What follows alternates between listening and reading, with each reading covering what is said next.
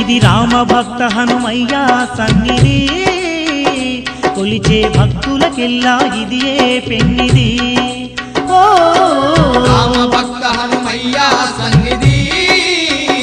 కొలిచే భక్తులకెల్లా ఇదియే పెన్నిది పవిత్రమైన క్షేత్రం ఆ పవన కుమారుని నిలయం పవిత్రమైన క్షేత్రం ఆ పవన కుమారుని నిలయం అవనిలో పుణ్యధామం శ్రీ ఆంజనేయుని ఆలయం